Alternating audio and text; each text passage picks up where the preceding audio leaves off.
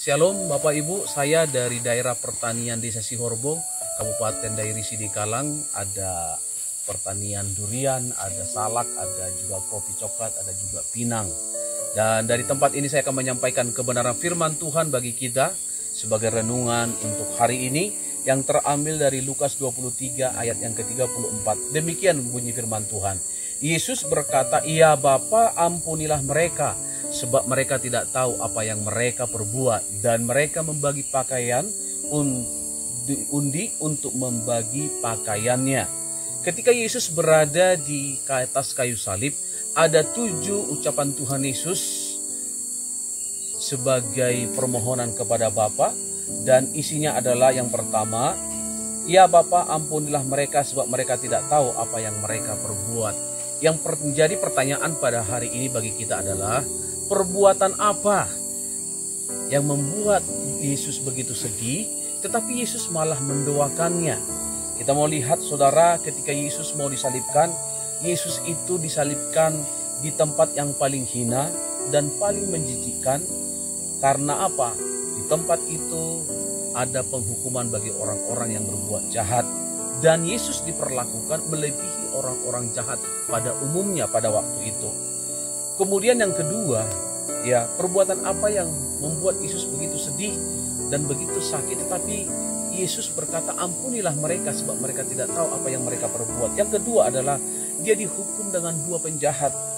Kemudian ia dihina, dicerca sehingga orang yang melihatnya pun ikut menghina. Bahkan dia diarak di tempat orang banyak, di depan orang banyak.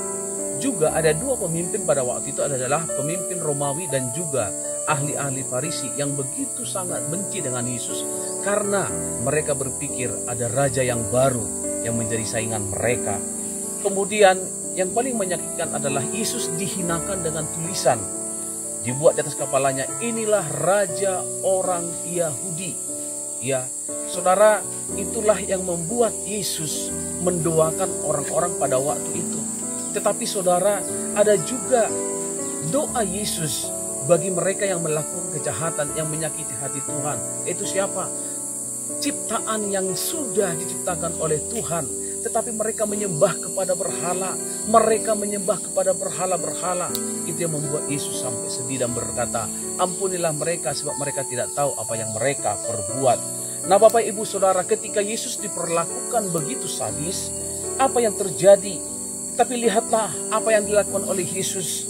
Apakah dia marah? Apakah dia menyesal ketika harus mengambil alih tugas sebagai penebus dosa manusia? Bapak Ibu Saudara, jawabannya, Yesus tidak marah, Yesus tidak kecewa. Dia berkata, "Ampunilah mereka sebab mereka tidak tahu apa yang mereka perbuat." Saudara, tentunya kita bisa tahu, seandainya Yesus mau membalas orang pada saat itu, ketika dia ditangkap oleh prajurit, dia punya kuasa untuk melawan, untuk menyelamatkan dirinya. Tetapi kalau dia melakukannya, maka gagallah tugasnya sebagai penebus manusia dari dosa. Nah saudara yang kasih nama Tuhan Yesus, bisa saja Yesus melakukannya, "Aku punya kuasa."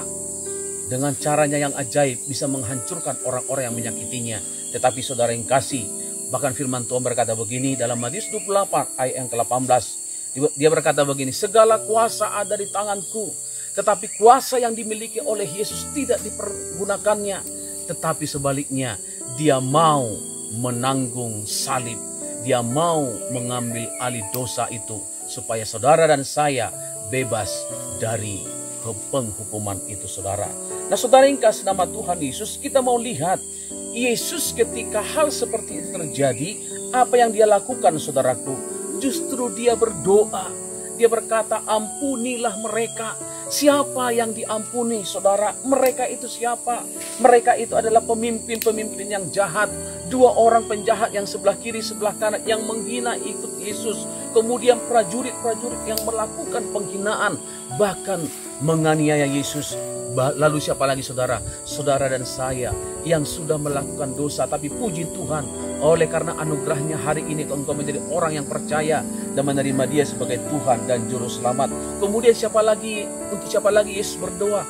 Kepada orang-orang yang akan diselamatkan, yang masih belum percaya kepada Yesus, yang menghina Yesus, yang menganiaya gerejanya.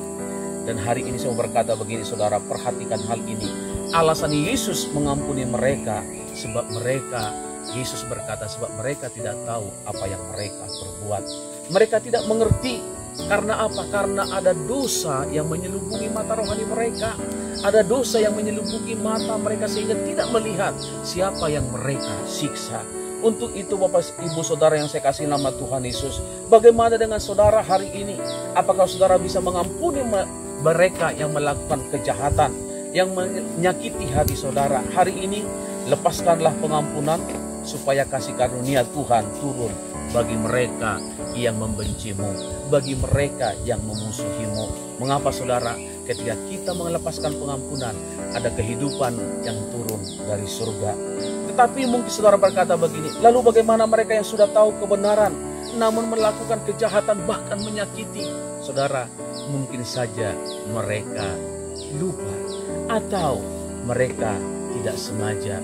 Firman Tuhan menasihatkan kita. Matius 5 ayat yang ke-44 berkata, tetapi aku berkata kepadamu, kasihanilah musuhmu dan berdoalah bagi mereka yang menganiaya kamu. Inilah salib saudaraku. Kalau kita mengasihi Yesus, kalau kita percaya kepada Tuhan Yesus, Yesus berkata, aku berkata kepadamu, kasihilah musuhmu dan berdoalah bagi mereka. Inilah salib itu saudara, bahwa kita mampu untuk mengasihi dan mendoakan. Meskipun Yesus punya kuasa untuk melakukan pembelaan dalam dirinya, sebab dia adalah Tuhan, dia tidak berdosa. Tetapi dia berkata, ampunilah mereka, sebab mereka tidak tahu apa yang mereka perbuat. Dan hari ini, saudaraku, engkau mungkin mampu untuk melakukan pembalasan akan sikap orang-orang yang memusuhimu, bahkan menyakitimu dan membencimu. Tapi hari ini firman Tuhan berkata, kasihilah mereka, berdoalah bagi mereka. Inilah salib itu saudara. Kalau kita berkata kita mengasihi Allah, maka kita harus mengasihi sesama. Ketika kita mengasihi sesama, maka kita akan mampu berdoa bagi mereka. Kalau Tuhan sudah mencurahkan kasih-Nya, ketika ada orang yang berdoa dengan segenap hati, maka kuasa doa akan mengalir, kasih karunia akan mengalir, menjamah dan memulihkan orang yang menyakiti kita. Saudaraku, itulah cinta itu, bahwa salib mengasihi Allah, mengasihi sesama meskipun mereka melakukan kejahatan. Dan tidak sampai di situ, kita berdoa bagi mereka. Dan ketika kita berdoa saudara, mujizat Tuhan pasti terjadi. Mereka akan dilawat oleh Tuhan, selubung dosa akan diangkat oleh Tuhan, dan mereka suatu saat akan datang menyembah kepada Tuhan Yesus. Doa saya sepanjang hari ini Bapak Ibu melakukan segala aktivitas diberkati oleh Tuhan, dan saya percaya Tuhan akan menyertai kita dengan tanda-tanda yang heran. Tuhan Yesus memberkati. Shalom.